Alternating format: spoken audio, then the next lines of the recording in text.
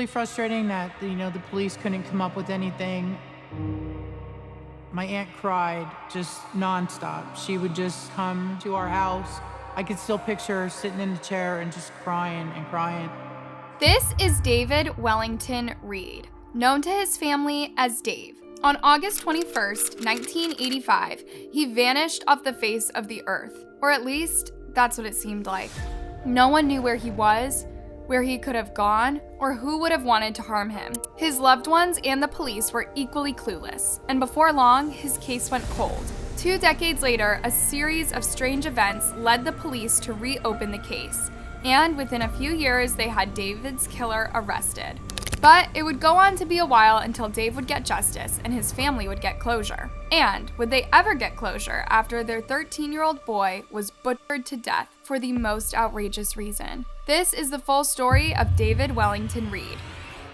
Today's case brings us to a little place called Schuylkill Haven in Pennsylvania. I know it has kill in the name, but Schuylkill Haven is a very quiet and very peaceful town. It's home to just over 5,000 people and made of residential areas, parks, and gorgeous natural scenery, like the Schuylkill River the city is named after. So this wasn't where people expected teenage boys to disappear. David Wellington Reed was born on January 17, 1972. He grew up with his parents, 2 brothers, and a sister, Virginia. This was a loud, happy, energetic family, and Dave was the youngest and the loudest of them all. Dave was very close to his family. He was very affectionate, always hugging his mom, telling his mom he loved her, and his older sister, Virginia. His family described him as an outgoing people person with one big passion: to fly his own aircraft one day. He was out every day on his bike riding around. And he'd always tell his mom every time before he left the house, "I love you, Mom, I'll be back." And off he'd go on his bike. But loving people also meant that, sadly, he trusted them with all his heart. And one person abused his trust in the most horrible way imaginable. It was August 21st, 1985, at around 7 p.m., when Dave's family started noticing something was wrong. And I remember my mom getting a phone call from my Aunt Joan, Dave's mom. He hadn't come home for supper. But remember, this was happening in the 1980s. Kids didn't have smartphones, and parents weren't used to being constantly in touch with their young ones. The family didn't jump straight to conclusions. Honestly, the first thought, when he didn't come home, I thought, uh-oh, he's in trouble. He stayed out later than he should have, But Dave's cousin also had a more fearful voice that said maybe this was a bad sign. And that night, Dave's mom, Joan, began looking for him. She sent his older brothers out to look for him. His places that he would normally look, they checked everywhere. But as Joan and her other children couldn't find Dave anywhere, they began to panic. By the end of the day, Joan dialed 911. Minutes later, police officer Bob Reedy noticed a search party around the town's railroad tracks. I saw that there was numerous firemen searching the area down by the railroad tracks. I checked and found out that a young boy had been missing.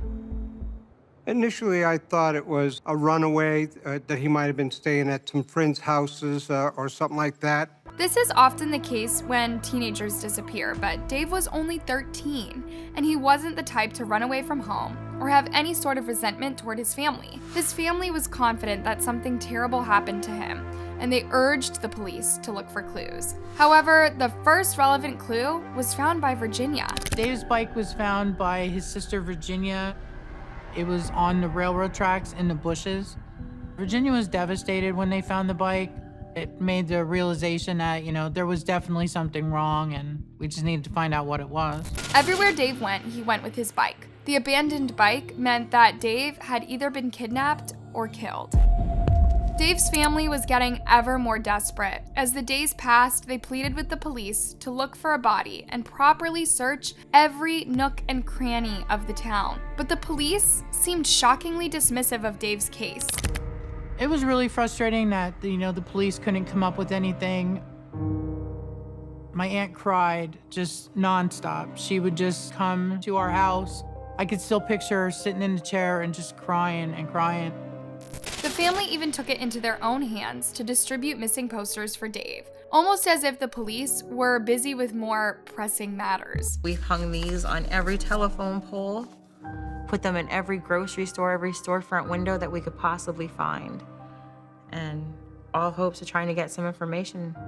Bob Reddy was certain that if Dave had been killed, his body would still be in the railroad area where his bike was found. It was an area dense with bushes and far away from the public eye, the perfect place to commit a crime or hide a body. But every time he searched the area, no clues appeared. But in December 1985, 4 months after Dave's disappearance, Bob got a strange call.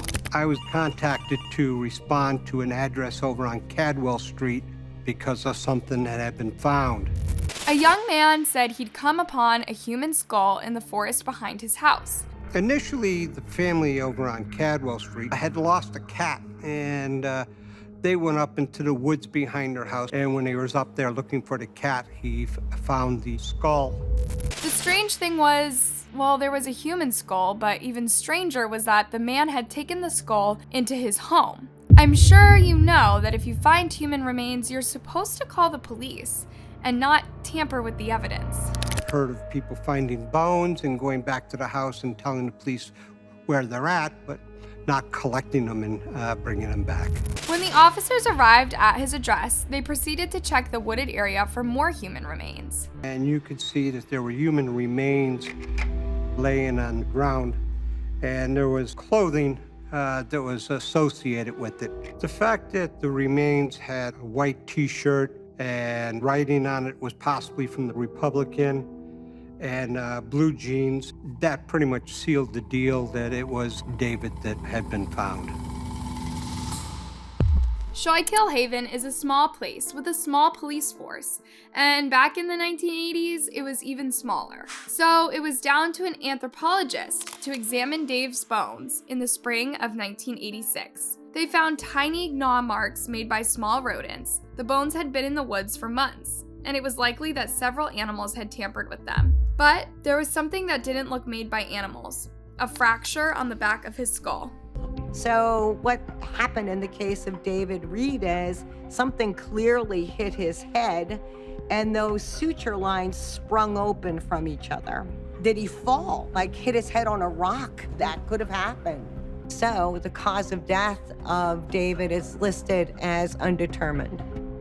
Even so, the case reached headlines across the country. Dave's family was completely heartbroken. It really didn't seem like Dave would have just fallen to his death alone in the woods. But his family weren't the only ones who were moved by the news. A girl called Kathy spoke to the police around that time. She said she'd seen Dave get into a blue van with someone that day. She even remembered its license plate. Immediately had that broadcast across the county.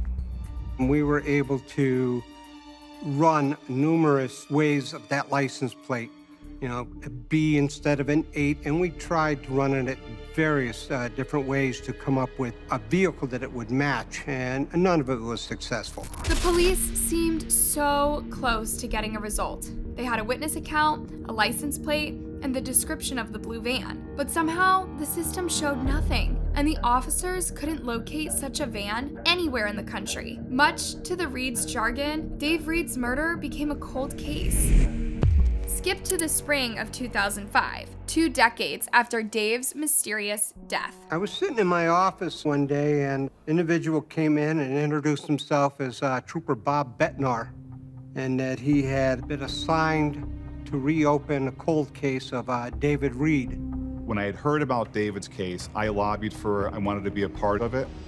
As it turns out, Dave's sister Virginia had been pleading with the police to reopen the case for, 20 years. And then, in 2004, Virginia lost her life. This prompted Bob Betnar to address her pleas and look at the case with fresh eyes and much better technology. That's when Bob noticed a bunch of strange interactions with a man from the initial investigation. This individual did have ties to David Reed's family, specifically his sister and his older brothers. He did not cooperate with the initial investigation. He did not like the police because he was a drug dealer. When the detectives ran his name through their system, they discovered he'd already been in prison for different offenses. And when the police went to talk to him in jail, he wanted nothing to do with them. When I approached this guy, he was shocked that I wanted to talk to him about the death of David Reed. And when the detectives looked again for the owner of a blue van, they discovered someone with a very dark criminal record. I'm not only given the owner of a light blue colored van, but I'm given the identity of an individual that resides in Schuylkill Haven, that's a nefarious individual, that's sexually abusing children. He fit our profile. They felt they were inches away from closing the case. But that's when they discovered this man was in prison at the same time as Dave's murder. It was a frustrating dead end, but not the end of Dave's case. The police urged people to come forward with any information relating to Dave's disappearance, even if it was 20 years old. And soon, someone came up with a crucial clue. Very soon after Dave's disappearance, another resident disappeared, Joseph Geiger, a local pot dealer. Geiger was not only a local, small-time drug dealer, but he used to grow his own marijuana plants back behind his house. In fact, in the wooded area where David Reed's body was found. Yep, he was the guy who happened to discover the skull behind his house. He was now 40 years old, married but unemployed, and living in the same area. When the detectives found him, he claimed he barely knew Dave. He had told us that he'd only seen David around town once, and then he ends up by my house dead. He barely knew him. He had no alibi. He had nothing. And he was boxed in, he knew it, and he breaks. During his interrogation, Joseph told the cops the whole story. Virginia had started smoking weed as a young teenager, and Joseph had been a dealer for quite some time. Soon enough, Dave's older brother James picked up the habit too, and so did Dave. By the time he was 13, not only did he smoke weed, but he also sold it. Geiger tells Trooper Bednar, I was there, I saw it, and it was John Fry. And on the afternoon of August 21st, 1985, 13-year-old Dave, 14-year-old John Fry, and 20-year-old Joseph Geiger met to smoke in an abandoned caboose at the train station. Even though he was a young, skinny kid, John Fry had quite an alcoholic reputation. He was known for getting in and out of trouble at school. According to Joseph, John Fry punched David in the face, and David fell and hit his head. In 2008, the police arrested John Fry, now 37. During his interrogation, John told virtually the same story, except it was Joseph who dealt the blow. We were given very specific facts as to how David died. We wanted to take that scenario to an anthropologist to get a professional opinion. Because of Janet Monge's work and her examination of David, we were in fact able to get the cause of manner changed to blunt force trauma and the manner of death to homicide.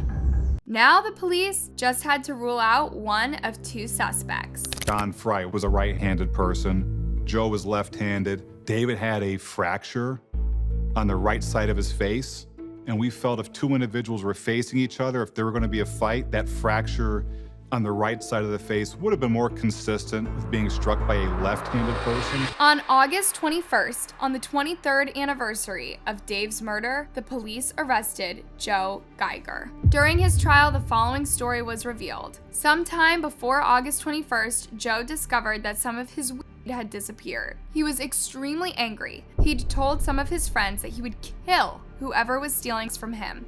And on August 21st, Joe became convinced that Dave was the culprit. Dave denied it, but Joe was already having a full-blown tantrum. He shook Dave and then punched him in the head until Dave fell and slammed his skull into the metal rails of the train tracks. He was knocked unconscious, but at this time he was still breathing. And this time, Joe ordered John to leave the scene, and he did.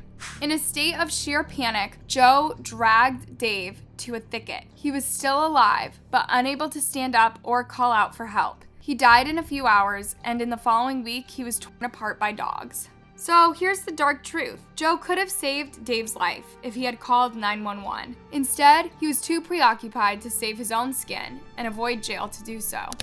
What more, the medical evidence supports a conclusion that David Reed died as a result of a single punch and a fall. Before Geiger actually entered his plea, the information that we had concerning the case was given to the Reed family. Joe's defense team tried to obtain a sentence for manslaughter, as Joe never planned on killing Dave. But because he had more than enough time to save his life, the jury agreed with the district attorney. This was third-degree murder. Joseph Geiger was charged with third-degree murder as well as manslaughter, tampering with evidence, and abuse of a corpse. I'm glad that, and that he did have to tell what happened in his plea deal, but I think that a lot of it, like the crying, they told me he cried a lot. I think that was more because he was caught, because in court he showed no remorse. In fact, someone testified that Joe once advised him, if you ever want to murder someone, do it in the Schuylkill County, because you can get away with it. Yeah. These aren't the words of a remorseful person. Shockingly, Joseph Geiger was only sentenced to 2 years in prison. Is this even enough for a person to think about their crime? And does this bring any closure to Dave's family? He was a 13-year-old boy who died for a very silly reason. If he stole the weed or not, we might never know. But the way he died was senseless, tragic, and downright heartbreaking. Thanks for watching, you guys. As always, make sure you like and subscribe before you go. See you next time.